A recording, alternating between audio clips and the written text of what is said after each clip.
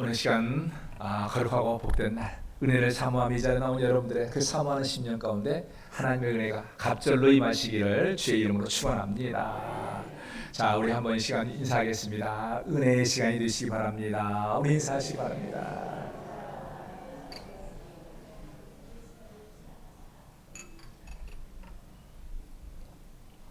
모쪼록 오늘 이 예배 자리가 또 오늘 여러분의 이 자리가 주님의 은혜가 임하고 참으로 사모하는 여러분의 심령 가운데 은혜가 충만케 되는 아름다운 시간이 되시기를 주의 이름으로 축원합니다.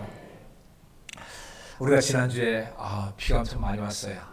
그걸 보면서 진짜 이거 큰일 나겠다. 그런데요, 보면서 감사한 것은 우리 교회가 그동안에 잘 해놨더니 아무 비 새는 데도 없고, 또 우리 성도님들 보니까 조마조마 별일 없나 그랬더니 다들 안전해요. 참 감사합니다. 우리가 한번 살아가면서 하나님의 순간순간 인도하심으로 살아가는 줄 압니다. 이후에도 더 복되게 그렇게 잘 살아가시기 바랍니다. 자, 우리가요 지난주까지 보았던 말씀이 있죠. 우리는 지난주까지 본 말씀에서 베드로와 요한 사도가 이제 성전에 올라가다가 이제 성전 미문 앞에서 태어나면서부터 걷지 못하던 이 사람이 이제 구걸하다가 베드로와 요한 사도를 만나서 예수의 이름으로 치료받은 사건을 우리가 보았습니다. 그리고 나서 그 후에 우리가 예상한 대로 많은 사람들이 굉장히 놀라죠. 많이 놀라고 막 그 베드로와 요한을 마치 하나님 바라보듯이 막 바라보니까 왜 우리를 그렇게 바라보냐, 왜 우리의 힘으로 한 것처럼 보느냐라고 하면서 그들에게서 설교를 합니다. 예수님에 대해서 말씀을 잘 전해요. 이게 사실은 이런 모습까지는 우리가 보는 대로 예상한 대로 일반적인 모습이에요. 하나님 놀라운 일을 행하고 은혜로운 일이 있으면은 그것을 통해서 사람들이 대단한 모습으로 바라보고 이런 것은 일반적인 모습입니다. 그런데 오늘 본문에 보면은요, 그 모습과는 조금 다른 모습이 나오죠. 바로 이 대제사장, 그 당시 종교 지도자들이 유대교의 종교 지도자들이 이것을 칭찬하거나 놀라는 것이 아니라 도리어 분노하죠.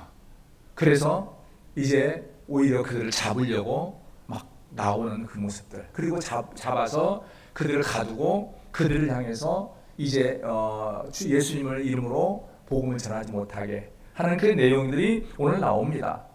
우리가 이것을 보면서요, 이 명심해야 할 것이 있습니다. 말씀을 시작하면서 기억할 것은 우리 성도님들이 그래요. 우리가 세상에서 선하게 살고 믿음으로 아름답게만 살면은 세상 사람도 우리를 무조건 박수 쳐주고 무조건 좋아할 것이다. 물론 좋아하는 사람도 있습니다. 그런데요, 때로는 우리가 아름답고 거룩하게 열심히 살지라도요, 되려 미워하는 사람이 있을 수 있어요. 때로는 우리가 이제 그것 때문에 힘들어하는 문제가 부딪힐 때도 있을 수 있다는 거죠. 그럼에도 불구하고 오늘날 우리 생활에 보면 우리가 열심히 살아도 그런 일이 있을 수 있는데 일부 사람들은 오히려 그렇지 않아요. 말로는 그리스도인인데 아름답지 못하게 사는 경우가 있더라는 거죠. 우리가 분명히 알 것은요, 우리가 아름답게 살아도 세상에 그런 일이 있다라고 해서 그것 때문에 좌절하고 거룩함의 삶을 포기해서는 안 됩니다. 한결같이 끝까지 거룩한 백성으로서의 삶을 잘 살아가야 해요. 그런 면에서 우리가 오늘 본문의 말씀을 좀 볼 필요가 있습니다. 이렇게 그들을 이제 미워하고 오히려 잡으려고 나온 이 상황에서 베드로와 요한 사도, 그들의 이 사람들 앞에서, 유대 종교 지도자들 앞에서 행하는 그 행위의 모습을 보고 그 상황을 보면서 그 말씀을 보면서 우리는 어떻게 살 것인가, 어떻게 사는 것이 옳은가를 한번 보는 시간을 갖도록 하겠습니다. 그러면서 동시에 이 말씀을 통해서 우리가 주님이 주신 은혜를 사모하는 시간을 갖도록 하겠습니다. 자, 첫째, 먼저 오늘 본문에 볼 것은요, 죄를 감당한 사람은요 항상 도전과 핍박을 각오해야 한다는 거예요. 제가 좀 전에 말씀을 드렸지만은 어떤 사람들은 그래요. 내가 주를 위하여 열심히 살면은 모든 일이 잘 될 것이다. 사람들이 다 무조건 좋아해 줄 것이다. 이렇게 생각을 하는 경우가 있습니다.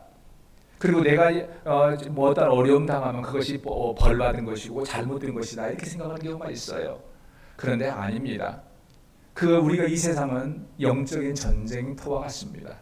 따라서 우리가 믿음으로 하나님의 말씀대로 몸부림칠 때에 물론 그에 대해서 칭찬하고 함께해주고 사랑해주는 사람도 많이 있지만은 그에 반하여서 오히려 도전하고 핍박하는 사람도 많이 나타나게 되어 있어요. 왜냐하면 그것이 사단의 모습이기 때문이에요. 오늘 본문에 보면은 그런 면에서 유대 종교자들이 나옵니다. 이들이 나오는데 사도들을 잡아 가둔 기록이 여기 나와요. 그런데 여기에서 그들이 사도들을 잡아 가둔 이유가 나오죠. 그런데 여기 보면은 뭐라고 나옵니까? 말할 때 예수 안에 죽은 자의 부활이 있다고 백성을 가르치는 것을 전함을 싫어하여라고 그래요. 예수 안에 예수님에게 부활이 있다라고, 예수님의 이름에 부활의 능력이 있다라고 전하는 것을 싫어했다라는 거예요. 이것 때문에 나왔다. 그런데 여기서요 한 가지 볼 필요가 있습니다. 싫어했다라는 이 말의 단어가 그냥 싫어했어. 우리가 일반적으로 그냥 감정적으로 싫었다라는 말로 이해를 하면 안 됩니다. 이 말의 의미는 그보다 더 엄청난 의미가 담겨 있어요. 원래 원어에 보면은 디아포 누메오노이라는 단어인데요. 이 말의 의미는 뭐냐가 있냐면은 그냥 밉고 싫어서 분노가 가득한 거예요. 그냥 미워서 아주 그냥 견딜 수가 없는 그런 감정의 상태를 말해요. 그냥 아이고 싫다 이 정도가 아니라 진짜 세상 말로 그냥 저 사람들을 잡아서 내가 어떻게 해버리고 싶을 만큼 미운, 그렇게 하지 않으면 내가 견딜 수 없는 이 막 미움과 분노에 가득 찬 상태를 디아포 누메노 이렇게 말을 해요. 그러니까 이 사람들이 지금 그 상태가 나온 거예요. 그러면 그 당시에 종교 지도자들이잖아요. 나름대로 거룩한 일을 한다는 사람들이에요. 그럼 그들이 왜 예수님 안에 복음이 있다고 전하는 거, 구원이 있다고 전하는 것 때문에 그렇게 분노를 하냐는 거예요. 왜 그럴까? 그러면은 자 여기서요 그것을 봅니다. 그러면서 보면서 동시에 본문이 3절에 보면 여기서 그들을 잡음에 이렇게 말합니다. 여기서 날이 이미 저물었으므로 그래요. 그런데 이 잡았다라는 말이요 그냥 붙잡았다라는 이 단어의 의미가 아니에요. 이 잡았다라는 의미에 보면은요 이들을 그 안에 죽일 목적으로 잡았다라는 의미예요. 그러니까요 이들은 이미 이 사도들을 잡아 죽일 목적으로 붙잡았고 그때의 그들의 감정은 이들을 어떻게 하지 않으면 견딜 수 없는 엄청난 분노함에 휩싸여서 지금 잡으러 온 거예요. 그러면 도대체 이들이 왜 그럴까?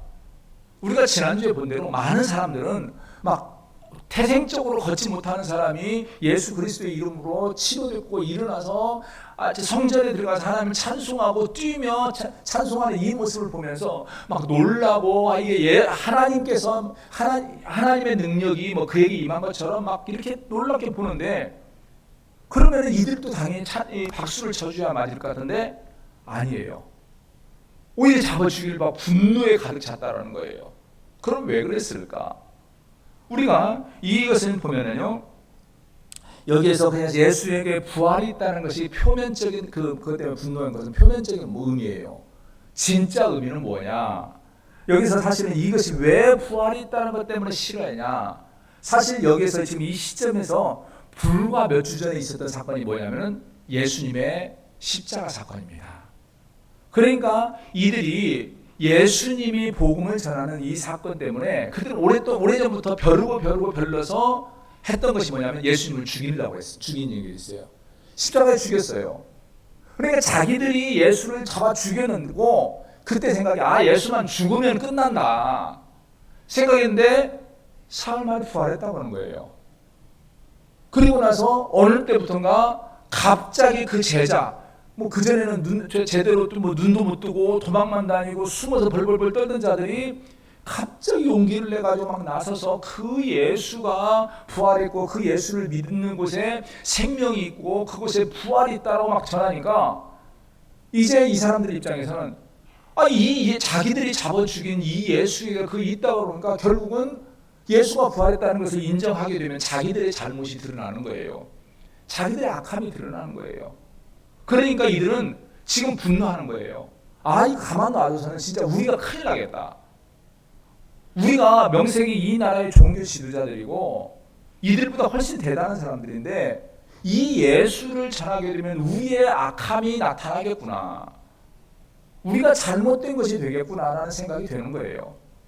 그 결과 이들은 이들도 잡아 죽여야겠다. 가만 놔서는 안 되겠다. 이 생각이고 자기들의 악함을 드러내는 것 때문에 분노가 가득 차게 된 거예요. 우리가 이것을 보면서요 기억할 것이 있어요. 우리가 아까 말씀드렸잖아요. 세상에서 우리가 복음을 전하는 것을 사람들이 싫어하는 모습이 있다고 그랬죠. 그리고 실제적으로요. 우리가 어떤 사람들은 착각을 합니다. 우리가 세상에서 복음 전하면서 선한 일 많이 하고 많이 도와주고 착한 일 많이 하고 거룩하게 말하면 사람들이 다 박수 쳐줄 줄 알죠. 그런데 미안한 말이지만 아닌 경우도 많습니다. 그래서 대표적으로 나오는 것이 세상 사람들이 그러잖아요. 착한 일을 하면 착한 일만 해라. 왜 거기다가 예수 얹으냐? 왜 예수 전한다고 하면서 그러니까 예수 전한다는 복음 전한다고 하면서 착한 일을 빌미로 하냐? 착한 일만 해라. 예수 빼라. 그럼 그 사람들이 왜 그럴까요? 왜 예수 전하는 것이 싫을까요? 우리가 보면요 예수님의 이름에는요 뭐가 나옵니까? 죄가 나옵니다. 예수를 믿지 않으면 심판을 받을 것이다. 예수님만이 참 생명의 구원이기 때문에 예수를 영접하고 회개하지 않으면 죽음이 있을 것이다. 선한 거 그들이 나눠주고 뭔가 먹을 것 나눠주고 선하게 해주고 착하게 해주면 그것까지는 좋은데 그리고 나서 그 입술을 통해서 예수 아니면 죽음이 있다. 예수님만이 참 생명이다 그러니까 그러면 내가 예수 믿지 않는 우리는 뭐냐? 나 지옥 간다는 말이야? 저것들 기분 나쁘네. 이렇게 되는 거예요. 그러니까 뭐라고 하면 하나만 해라. 예수만 전하든지 예수 빼고 착한 일만 하든지 둘 중에 하나만 해라. 근데 우리는 전하기 위해서 한 건데 왜 빼냐? 그러면 너희 저리 가라. 이렇게 되는 거예요. 다 그 모습이에요. 우리가 세상에서 분명한 것은요. 주의 복음을 전할 때에 여러분들이 선하게 살면서 여러분을 통해서 예수님이 전해지면 다 기뻐하지 않아요. 여러 가지 건수를 잡아서 여러분을 미워하게 돼요. 왜냐하면 예수님 통해서 자신들의 죄악 때문에 자기들이 지옥이 예약된 상태가 증거되어지기 때문이에요. 나타나기 때문이에요. 그런데 분명한 것은 그렇다고 해서 세상 사람들이 그걸 싫어한다고 해서 예수 빼면 안 됩니다. 무슨 말인지 알겠죠? 그들이 여러분을 싫어한다고 해서 여러분의 삶에서 여러분의 입술에서 예수님이 사라져서는 안 된다는 거예요. 왜냐하면 예수님이 사라지면 아무 의미가 없기 때문이에요. 우리는 여기서 잠시 볼 거 있습니다. 그러면은 이렇게 사도들을 바로 잡아 죽이려고 감옥에 넣으려고 누가 왔는가? 바로 우리가 보는데 유대의 종교 지도자들이에요. 하나님 모르는 사람들은 아니에요. 나름대로 율법을 잘 아는 사람들이에요. 말씀을 아는 사람들이에요. 그런데 그 목적으로 욕심으로 하나님을 이용하고 말씀을 이용하는 그러니까 말씀에서 벗어난 자들이에요. 교회를 흔들고 우리를 시험에 들게 하고 교회를 무너뜨리는 세력들이 누구예요? 세상 사람들은 아니에요. 세상 사람들은 교회를 흔들지 못해요. 교회 안에 스스로 말로는 예수 믿는다고 하면서도 말씀에서 벗어난 거짓된 세력들이 하나님의 말씀이 자기를 찌르고 자기를 치니까 온갖 이유와 핑계를 가지고 공격을 하고 교회를 흔든다는 거예요. 거짓된 이단의 세력들이 자기가 이단이라고 그러고 자기들이 죄하고 심판의 자리에 들어간다고 그러니까 이 교회 깨트려 버리려고 하는 거예요. 진짜 믿음의 사람들은 하나님의 말씀 때문에 주의 몸된 교회를 세우기에 힘쓰지 교회 깨트리지 않아요. 마찬가지예요. 오늘 여기서 바로 복음을 전하는데 걸림돌이 누구냐면 모르는 사람들 아닙니다. 자기들이 거기서 벗어난 사람들, 거짓된 존재들이라는 거예요. 따라서 우리가 믿음 생활할 때에 누가 그럴싸한 말을 한다고 해서 그것에 미혹되거나 우리가 복음 전하는 것에 대한 방해가 된다고 해서 그 복음을 포기하는 일은 없어야 한다는 거죠. 그런데 우리는 여기서 봅니다. 그러면 우리가 이 복음의 길을 갈 때에 그냥 우리 힘으로 능력으로 가야지 천국 가면 상 받으니까 그렇게 할까요? 그것이 전부는 아니에요. 하나님은요 우리를 네가 알아서 해라 그러지 않아요.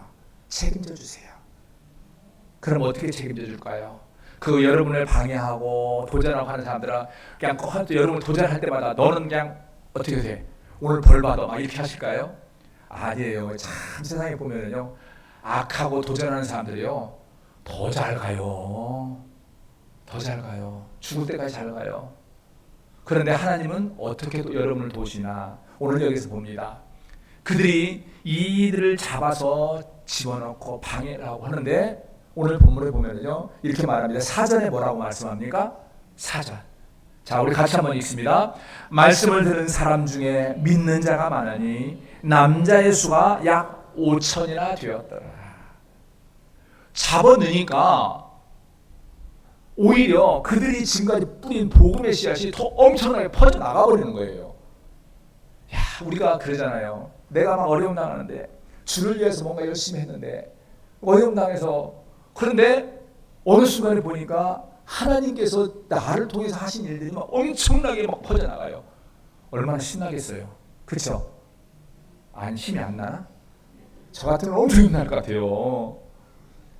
그러잖아요. 주를 위해서 열심히 하는데 어떤 사람들은 막 도전하는데 내가 믿음 안에서 열심히 하는데 오히려 하나님께서 여러분 통해서 우리 자신 통해서 막 은혜가 막 넘치고 교회가 막 성장하고 막 복된 일들이 막 나오면은 설령 도전과 핍박이 있어도 행복해요.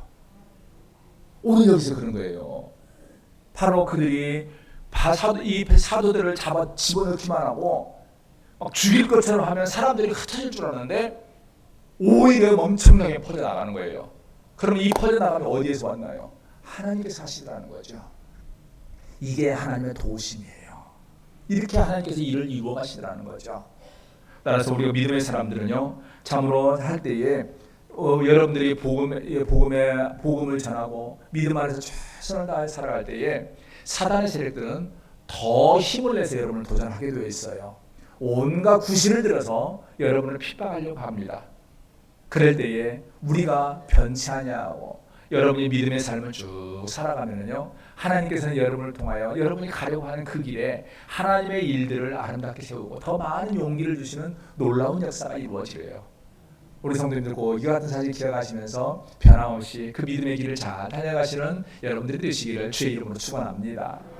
그러면서 우리가 동시에 볼 것이 있습니다. 그러면서 하나님의 일을 감당할 때요, 하나님의 일을 감당하는 사람은요, 인간의 자격이 아니라 성령 충만함으로 일을 감당하려고 해야 해요. 우리 성도들이요, 믿음 생활하면서 항상 사모할 것이 있죠. 제가 항상 강조하는 것 중에 하나가 바로 날마다 기도하시면서 하나님 나에게 성령 충만함을 더해 주시라고, 이것을 위하여 항상 기도하시라고 제가 말씀을 드립니다. 왜냐하면 그렇게 돼야만이 우리가 이 땅에서 아름다운 믿음의 삶, 복음 전도자의 삶을 잘 살아갈 수 있어요. 성령 충만하지 않으면 우리는 살아갈 수 없습니다. 그러면 왜 살아갈 수가 없을까? 오늘 본문에 보면요 이렇게 말합니다. 7절 한번 보겠습니다. 7절 우리 같이 한번 읽습니다. 시작. 사도들을 가운데 세우고 묻되 너희가 무슨 권세와 누구의 이름으로 이 일을 행하였느냐? 여기서 물어요.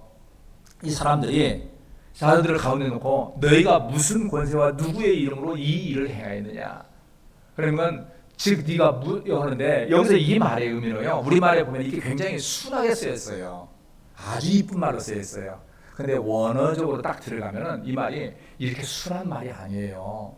여기 보면은 이 너희가라는 말인데요, 이 말이 원에 보면은 뭐라고 하면 더 막 겁나게 무서운 말입니다. 너희 같은 자들이라는 의미예요. 그러면 이 말의 의미는, 이 너희 같은 자들이라는 말의 의미는 굉장히 무시하는 말입니다. 그러니까 지금 사실 이 사람들은 누굽니까? 유대 종교 지도자들이에요. 당시 유대 사회의 최상류층이에요. 그러니까 지금 현재 이 자리는 산헤드린 공회입니다. 산헤드린 공회는 막말로 그 당시에 사람들 누구 한 사람 죽이고 살리는 일을 다 하는 자리예요. 최고의 권력 기관이에요. 그런데 그들이 바라보는 베드로나 요한 사도는 어떤 사람들이에요? 무식한 사람들, 별 볼 일 없는 사람들, 고기 잡아서 먹고 살던 사람들, 뭐라고 위협하면 도망갈 사람들, 이 사람이에요. 그러니까 말하는 거예요. 너 같은 것들이 무슨 자격으로 그 말을 하냐, 이 말이에요. 그러니까 이게 얼마나 위협적이고 얼마나 교만한 말인가요? 그러면서 이렇게 말합니다. 이것이 봐서 무슨 능력으로 이 말을 하느냐. 그런데 이 말이 네가 무슨 능력으로 진짜게 네가 무슨 자격으로 하냐라는 이 의미만 담는 게 아니에요. 사실은 이렇게 묻는 의미에는 다른 의미가 담겨 있어요. 뭐냐면 이것을 정확하게 파악한 베드로의 고백이 있어요. 우리가 뭐냐면은 9절 한번 보기 바랍니다. 9절 앞으로 뒤에 나오죠. 9절. 자, 우리 한번 읽겠습니다. 시작.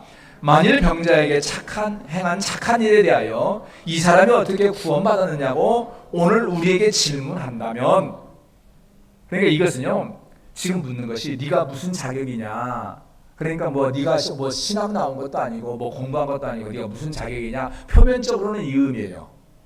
그런데 이 실제적 의미는 이것이 아니에요.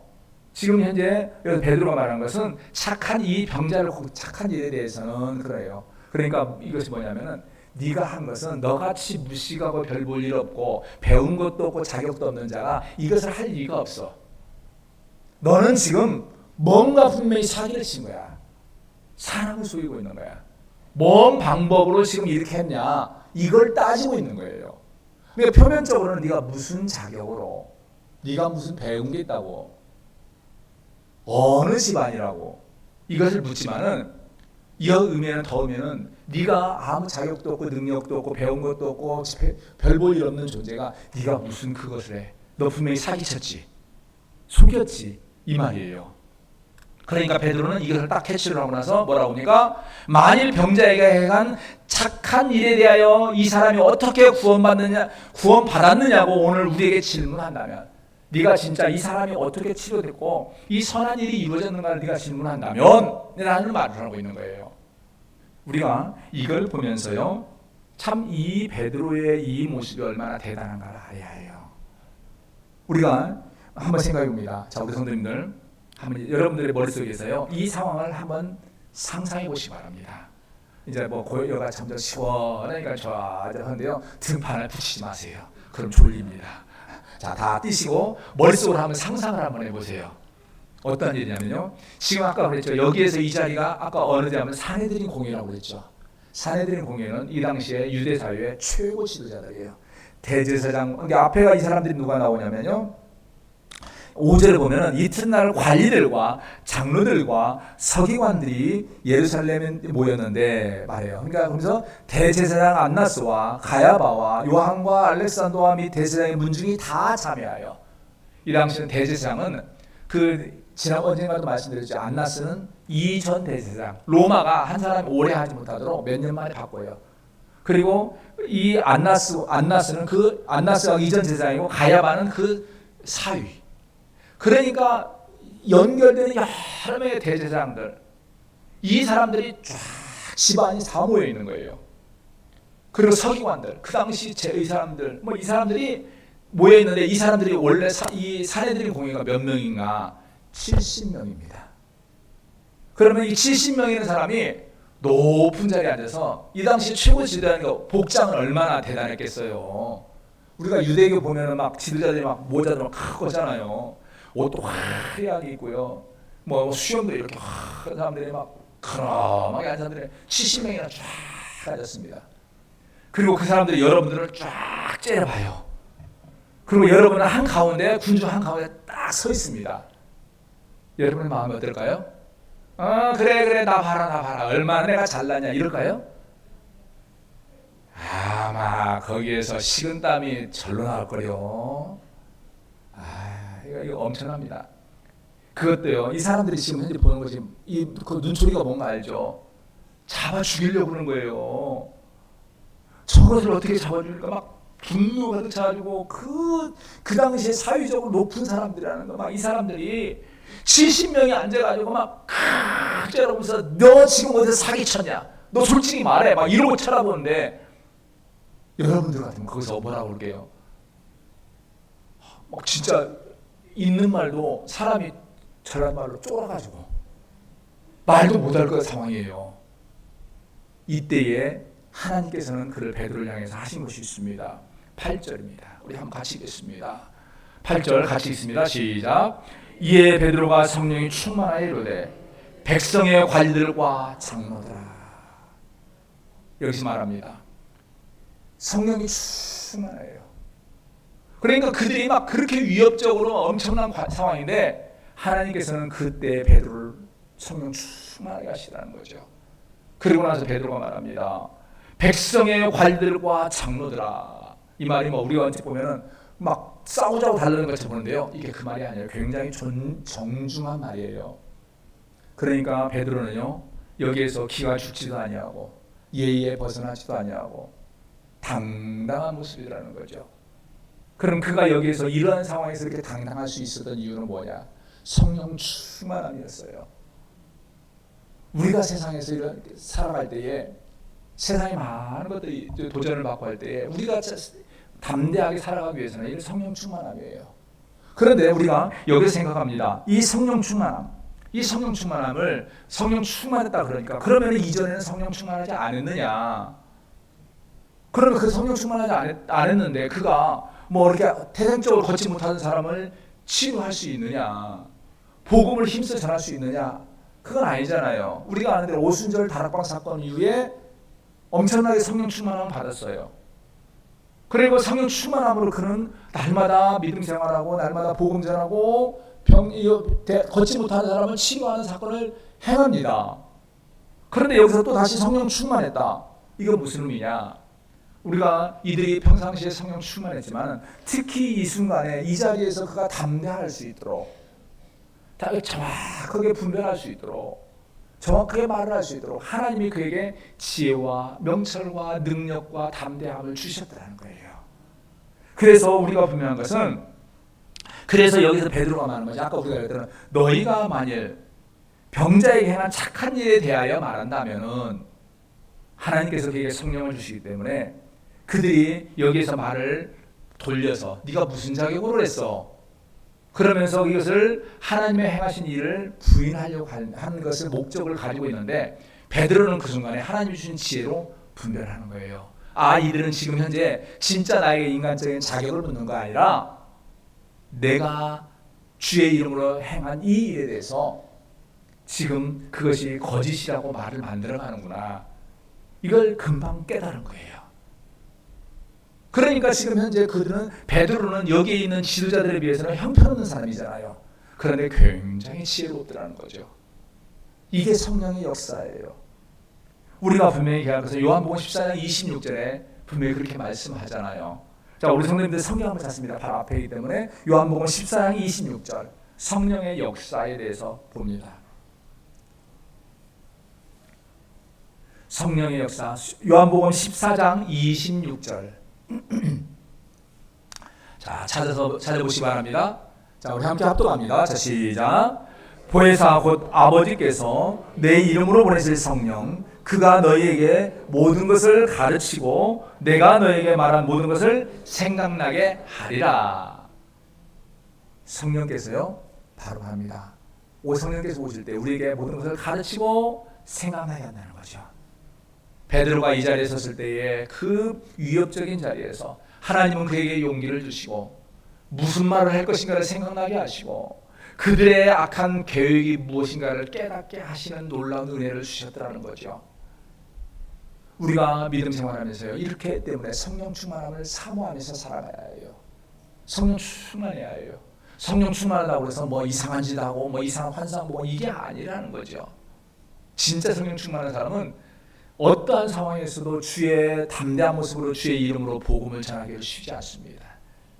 어떠한 상황에서도 악한 자들의 악한 계획을 분별할 수 있는 능력이 주어져요. 그래서 우리가 세상에 살아가면서 여러분들이 하루를 시작하고 모든 삶을 살면서 하나님 나 오늘 하루를 또한 나에게 성령 충만하게 해주시고 그래서 세상의 악한 자들이 나를 통하여 주를 도전할 때 내가 잘 분별할 수 있는 능을 주시고 지혜와 명철을 주시옵소서. 이러한 기도를 하시고 하루를 살아가야 한다는 것이 이게 중요한 모습이에요. 그러면서 동시에 기억할 것이 있습니다. 성도는요 예수님을 통한 구원의 길을 가야 합니다. 이게 중요해요. 오늘 본문에 보면요 이렇게 말합니다. 오늘 10절부터 11절 같이 한번 읽겠습니다. 10절부터 10절 11절을 같이 한번 읽기 12절까지 한번 읽겠습니다. 시작. 너희와 모든 이스라엘 백성들은 알라. 너희가 십자가에 못 박고 하나님이 죽은 자 가운데서 살리신 나사렛 예수 그리스도의 이름으로 이 사람이 건강하게 되어 너희 앞에 섰느니라. 이 예수는 너희 건축자들의 버린 돌로서 집 모퉁이의 머릿돌이 되었느니라. 다른 이로서는 구원을 받을 수 없나니 천하 사람 중에 구원을 받을 만한 다른 이름을 우리에게 주신 일이 없음이라 하였더라. 아멘. 자, 여기서 보면요 중요한 것이 있습니다. 여기서 베드로가요 얼마나 담대한가. 예수님 때문에 도망치고 숨었던 그가 얼마큼 담대한가. 여기서 그가 이 70명의 산헤드린 공의원들을 향해서 뭐라고 합니까? 너희와 모든 이스라엘 백성들은 알라. 그리고 너희가 십자가에 못 박고, 그 다음에 또 뭐라고 합니까? 예수 그리스도 이 사람이 건강하게 되어 너희 앞에 섰느니라. 그리고 말합니다. 이 예수는 너희 건축자들의 버린 돌. 원래는요 건축자들의 버린 돌이지 너희라는 말을 여기서 의도적으로 넣은 거예요. 그러니까 여기서 이 보면은 너희는 건축자와 같은 존재들이다. 그런데 너희는 예수가 쓸모없는 존재라고, 쓸모없는 돌과 같다고 버려버렸다. 그런데 하나님께서는 그 돌을 들어서 건물에 이제 건축자들이 버린 집 모퉁이의 머릿돌이 되게 했다. 이것을 말하는 거예요. 그러면서 말하는 것이 다른 이로서는 구원받을 수 없나니 천하 사람 중에 구원받을 만한 다른 이름을 우리에게 주신 일이 없습니다. 즉 이것은요 구원의 길을 간다면 하나님께서는 이 예수를 통하여 구원의 건축을 이루는 과정에 모퉁이의 머릿돌이 되게 했는데 너희는 그 예수를 버렸고, 따라서 너희는 그 예수를 통하여 구원의 건축을 위한 모퉁이의 머릿돌로 삼고 그 살아야 한다. 이게 말하는 것이 이거예요. 그러면 자 우리 성도님들 봅니다. 모퉁이의 머릿돌이 무엇일까요? 건축에 있어서의 가장 기준이요 모퉁이의 머릿돌입니다. 어디에다가 어떻게 되냐에 따라서 이 건물이 세워져요. 어떻게 이것은 기초의 건물의 시작점이고 기초예요. 그러니까 이 머릿돌을 통해서 좌우 상하로 연결이 되어가는 거죠. 그러니까 여기서 모퉁이의 머릿돌이라는 것은 구원의 시작이요, 구원의 기초요, 구원의 능력이라는 거예요. 그리고 말합니다. 여기서 다른 이로서는 구원받을 수 없는데 천하 사람 중에 구원받을 만한 다른 이름을 우리에게 주신 일이 없습니다. 여기에 의미는 우리의 구원은 하나님이 주시는 거야. 그 주시는 능력을, 구원의 능력을 주시는 하나님이 이 예수님을 통해서 구원이 온전히 세워지고 완성되어 가도록 하셨는데 너희는 그 예수를 버렸다. 따라서 너희도 이 예수를 통한 그 구원의 건축을 세워야 한다라는 것을 말하는 것이 이거예요. 우리가 믿음 생활에서 이 부분을 잊지 말아야 합니다. 우리가 삶 가운데서 하나님께서는 우리에게 예수님을 주셨어요. 그 예수님을 통해서 구원의 길을 가도록 하셨습니다. 따라서 우리의 삶에서 성도에게 있어서 예수님은 우리 신앙의 기초이고 신앙의 시작이고 신앙의 끝이에요. 예수님으로 시작해서 예수님으로 마무리가 되어져야 하고 예수님 중심이 우리 신앙의 되어져야 해요. 오늘 여기서 베드로가 이들에게 이런 말을 하는 이유가 있죠. 이 사람들은 말로는 종교 지도자들이에요. 말로는 하나님을 안다라고 그러고 말로는 율법을 아는 사람들이에요. 그런데 이 사람들의 시작과 끝은 무엇이냐? 자신들의 이익이에요. 이들의 시작과 끝은 물질이에요. 자신들의 명예예요. 그러니까 자신들의 이익과 명예와 욕심을 위해서 예수도 죽이고 이 사도들도 죽일 욕심으로 계획으로 이 자리에 하고 있더라는 거죠. 그런데 말합니다. 우리의 구원의 시작과 끝은 예수입니다. 그것은 내가 아니라 하나님이 그렇게 만드셨기 때문에 너희는 그 예수님의 집의 모퉁이의 머릿돌이 되는 예수님을 통하여 건축을 이루어야 한다라고 말을 하고 있는 거죠. 우리 성도님들, 여러분의 삶에서 다른 건 다 무너져도 좋습니다. 그러나 예수님이 여러분의 중심에 항상 계셔야 해요. 예수님을 통해서 여러분의 신앙이 세워져야 하고 우리의 구원은 예수님으로 인해서 이루어지는 것이고 예수님으로 인해서 우리의 구원이 완성이 되는 겁니다. 그런데 많은 사람들이 교회를 다니는데 예수를 이용해서 육신의 욕심을 채우려고 해요. 육신의 욕심을 때로는 이만큼 채울 수 있을지 몰라요. 그런데 그것은 구원을 이루지 못합니다. 우리는 모두가 구원의 길을 가는 존재, 구원의 건물을 세워가는 건축하는 사람들이에요. 따라서 여러분의 중심에서 모든 시작과 끝은 예수님으로 시작하시고 예수님으로 끝나셔야 하고, 예수님이 여러분 중심의 삶의 기초가 되시기를 주의 이름으로 축원합니다. 기도하겠습니다. 은혜가 많으신 여호와 하나님 아버지, 그 신혜와 사랑을 진실로 감사합니다. 연약하고 부족한 저희들을 사랑하여 주시고 오늘도 주님 전에 나와서 힘써 예배하며 영광 돌릴 수 있도록 보고 주신 것 진실로 감사합니다. 하나님 아버지, 원하옵거나 우리 성도들 이 땅의 삶을 살아가면서 항상 예수님 안에서 믿음으로 살아가게 하시고 예수님을 통하여 구원의 길을 잘 달려가는 모든 성도의 삶이 되게 하여 주시옵소서. 예수 그리스도 이름으로 기도합니다. 아멘. 찬송 214장 부르면서 하나님께 예물을 드리겠습니다.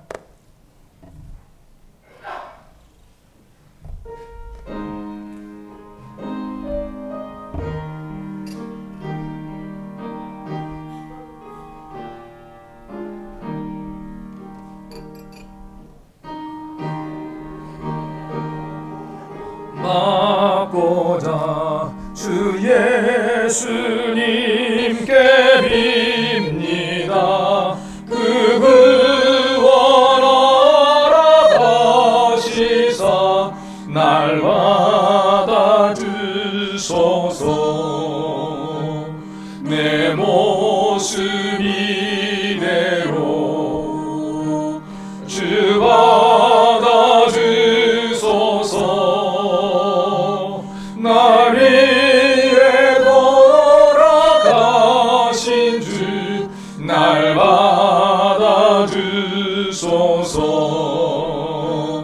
은혜에 빠져 영주는 날 위해 피 흘렸으니 그 영상대라 믿으사 날 받아주소서. 내 모습 이대로 주 받아주소서. 날 위해 돌아가신 주 날 받아주. 4절입니다. 내 주님 서신 발 앞에, 내 주님 서신 발 앞에 나 글어 엎드렸으니 그 크신 역사 이르게 날 받아주소서. 내 모습 이대로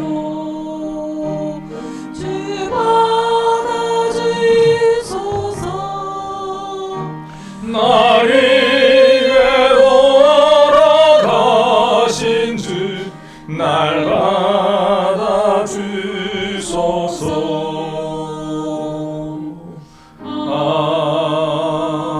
아멘. 하나님 앞에 드린 예물을 위하여 기도하겠습니다. 만군의 여호와 하나님, 귀하신 은혜를 감사합니다. 연약하고 부족한 저희들을 지난 한 주일간 붙들어 주시고 많은 어려움 가운데서도 눈동자까지 책임져 주셔서 오늘 귀하고 복된 날 주님 전에 나와서 힘써 예배하게 하시고, 또한 어려움 가운데서 하나님께서는 우리 성도들의 손길마다 귀한 은혜를 다하여 주심으로 말미암아 오늘 이 시간 정성을 다하여 예물을 드리게 하신 것 감사합니다. 하나님 아버지, 우리 성도들 정성을 다하여 드리는 예물을 주님께서 책임져 주시고 또한 그 믿음의 고백과 감사의 고백을 주여 받아 주시옵소서. 우리 성도들 이 예물을 드리며 여러 가지 기도의 제목을 드리는 줄 압니다. 염려하며 근심하며 소원하는 제목들은 속히 응답하시고 갑절의 은혜가 임하는 귀하고 놀라운 역사가 있게 하시고, 감사하며 찬송하는 그 기도의 제목들은 더 큰 감사, 더 큰 찬송이 이루어질 수 있도록 은혜를 더하여 주시옵소서. 또한 간과 없는 것은 이 시간 주 앞에 드리기를 원하지만 여러 형편으로 인하여 드리지 못하는 손길이 있을지라도 하나님 아버지, 그 손길이 낙심하지 않게 하시고 드리지 못함으로 인해 마음 상하는 일이 있지 않도록 허락하여 주시고, 드리는 손길이나 드리지 못하는 손길 모두가 통일한 은총을 받을 수 있도록 복을 더하여 주시옵소서. 또한 강과 없는 것은 오늘 시간 이 주의 몸된 교회를 위하여 또한 예배를 위하여 이름 없이 빛 없이 수고한 많은 손길들이 있습니다. 그분들의 수고와 헌신과 열심을 기억하시고 그분들에게 은혜를 더하시는 귀한 역사가 있게 하여 주시옵소서. 또한 오늘도 주 앞에 드린 이 귀한 예물이 참으로 쓰여지는 그곳에 주의 나라가 확장되게 하시고 하나님이 기뻐할 만한 놀라운 일들이 이루어져 갈 수 있도록 은총을 다하여 주시옵기를 바라옵고 예수 그리스도의 이름 받들어 기도합니다. 아멘. 이제는 우리 주 예수 그리스도의 은혜와 아버지 하나님의 크신 사랑과 성령님의 감동 감화 교통하심의 그 은혜가 오늘 이 자리에 나와서 힘써 예배하는 우리 모든 예사랑교회 성도들 머리머리 위에와 또한 그 사업터와 또한 그 가정 위에 또한 오늘도 주의 이름으로 제단을 쌓는 전국에 있는 모든 교회와 세계 선교 현장 위에 이제로부터 영원토록 함께 있을지어다. 아멘.